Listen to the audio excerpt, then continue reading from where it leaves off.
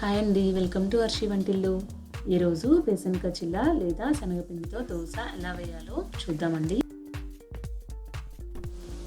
కావలసిన పదార్థాలు: శనగపిండి 1 కప్పు, కట్ చేసుకున్న పచ్చిమిర్చి 2, హాఫ్ క్యారెట్ తురుము, ఉల్లిపాయ ముక్కలు, ఒక మీడియం సైజు ఉల్లిపాయని కట్ చేసుకోవాలి.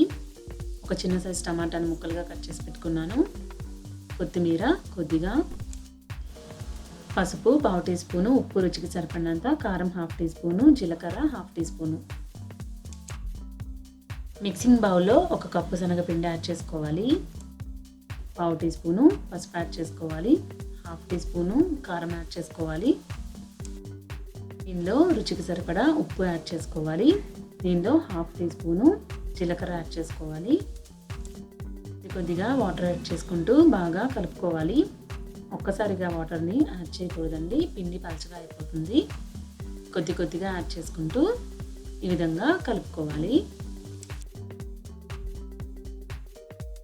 కలుపుకొని దీని మీద మూత పెట్టుకుని 5 నుంచి 10 నిమిషాల పాటు పక్కన పెట్టుకోవాలి. నిమిషాల తర్వాత మూత తీసి ఈ పిండిలో ఉల్లిపాయ ముక్కల్ని యాడ్ చేసుకోవాలి. క్యారెట్ తురుము యాడ్ చేసుకోవాలి. చేసుకున్న పచ్చిమిరపకాయ ముక్కల్ని యాడ్ చేసుకోవాలి. చేసుకున్న టమాటా ముక్కల్ని యాడ్ చేసుకోవాలి. కొత్తిమీర యాడ్ చేసుకోవాలి. వీటిని బాగా కలుపుకోవాలి.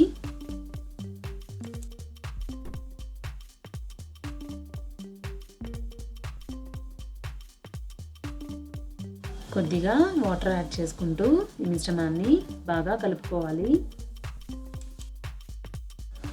కన్సిస్టెన్సీ చూపించిన విధంగా ఉండాలి.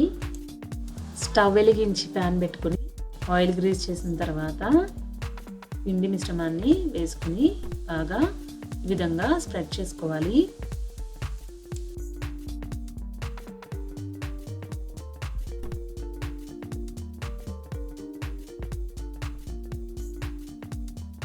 కొద్దిగా ఆయిల్ని అంచుల వెంట వేసుకోవాలి.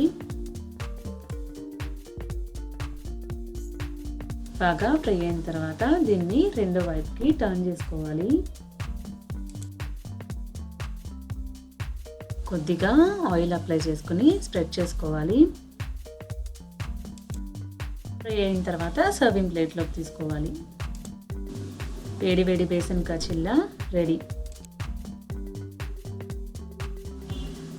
Thank you for watching. నా వీడియో కనుక మీకు నచ్చినట్లయితే ప్లీజ్ లైక్ చేయండి, షేర్ చేయండి, నా ఛానల్ని సబ్స్క్రైబ్ చేయండి.